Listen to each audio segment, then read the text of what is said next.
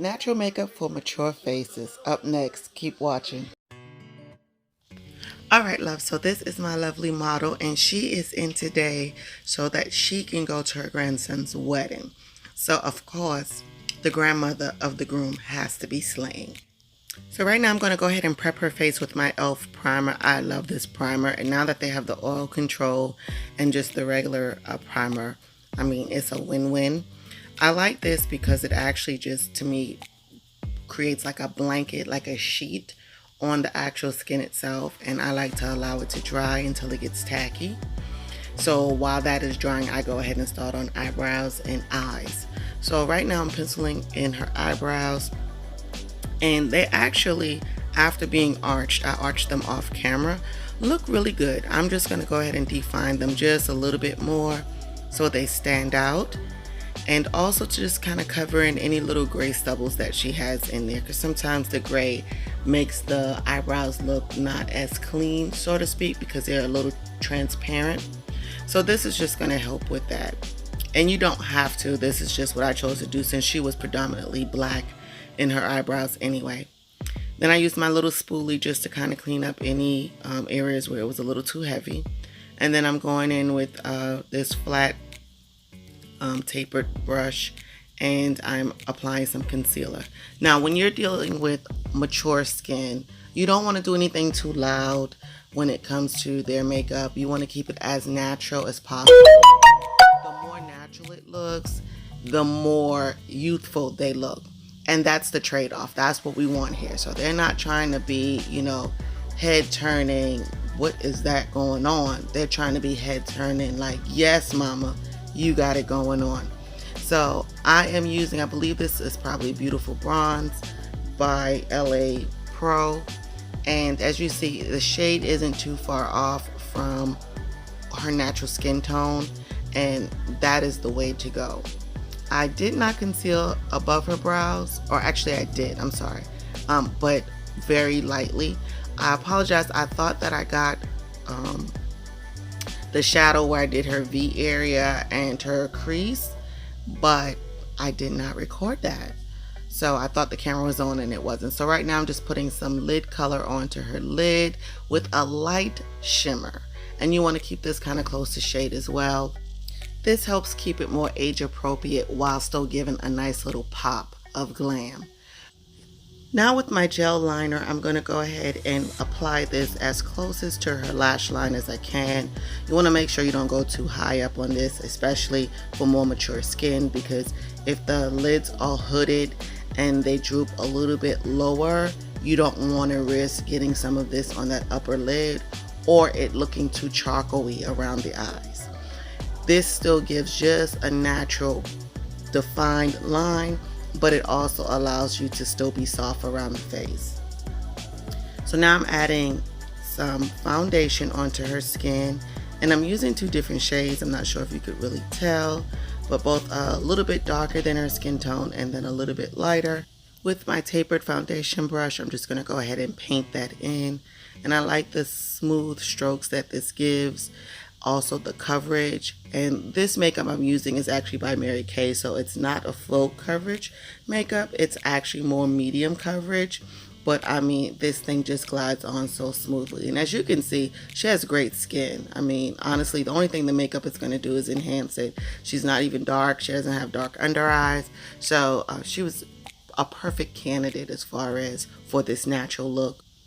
Now I find that when I do little small paint strokes like this, it actually transforms that coverage into full coverage, because I'm doing it gently enough to move the makeup around but not actually remove the makeup.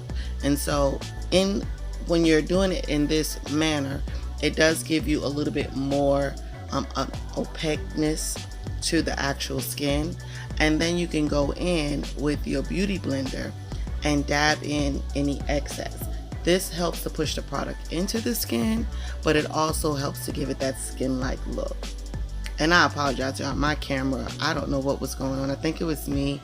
Every time I cross back and forth through the camera, it would change the look or the view. So sometimes she looked a little bit more brighter, other times it looked a little more darker. Yeah, I'm still figuring that out. But one thing is for certain, I don't need to walk across the camera. So right now I am going in with the same color that I put on her eyelids to prep them and to conceal. And I'm using this all over her face as well. Now, I will say I did set the eyes after I placed this on the eyelids, but I didn't record it. I thought that I did. So that was right before I actually started applying my eye makeup. And here you can kind of see the contrast a little more differently. I know when I was doing the actual eyes, it looked like it was exactly the same color as her skin, but there is some difference to it. This concealer is a little brighter than her actual skin, but again, my camera, I don't know, it was giving me the business that day, but we worked it out. So I'm just going in and making certain that I get up under those eyes and right down her nose. And then I'm going to go ahead with my beauty blender and blend that out as well.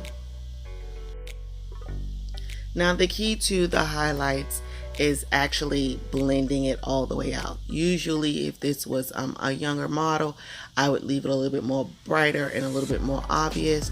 But for her, we're just trying to brighten that area in a way that looks like a natural glow. We're not trying to do anything too loud or that's going to draw the wrong type of attention. So that is why I'm blending it out as much as I am, because when I set it with my Ben Nye powder, it'll still give that brightness without it being too overwhelming and also without any flashback.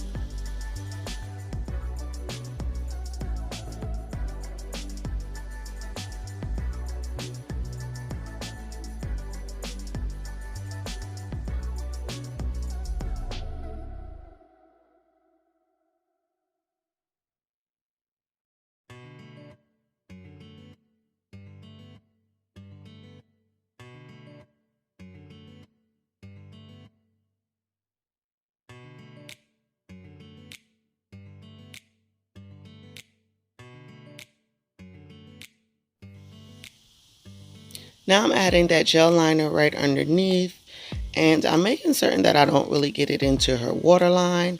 I want it more so in her lash line to kind of open the eyes up a little bit. I don't want to close them. So this definitely helps in doing that. Now I'm dusting off the powder with a little bit of face powder on my brush. I like to put the face powder on the brush as I'm brushing off the highlighted powder. I just feel like it kind of blends well. It removes the excess, but it also gives it a little bit of tone and color to it. So this is a good way to kill two birds with one stone. And since her skin is dry, I don't want to overset it with powders. So I'm just dusting and blending out.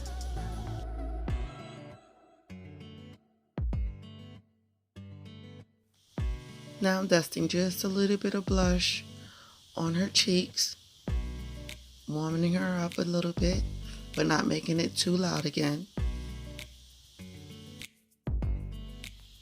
I'm then going to apply my setting spray, and that bottle was acting so weird, but we dried it, got her right.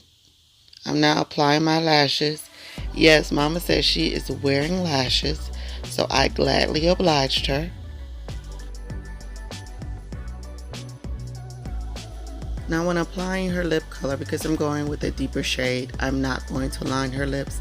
I'm actually going to use that deeper shade as the liner itself. And then I'm just going to put a touch of a brighter color right in the center of her lips. So I first start off lining with the lip color, then I fill in with the lip color, and then I place a lighter shade in the middle. So once that's done, we're done. I hope you enjoyed this helpful tutorial. I hope it gave you a lot of little tricks that you can use either on yourself or someone you know. It definitely gives a great enhancement to the skin, and this is the finished look. Baby, that wig, oh, it just tied everything together. And I assure you, her wearing that wig alone, probably without the slight enhancements, might have not popped as well. But I'm telling you, this wig with this eye look is everything. And it doesn't look like too much. It's just enough. And she was fabulous. So if you have not already subscribed, subscribe. And until next time, bye loves.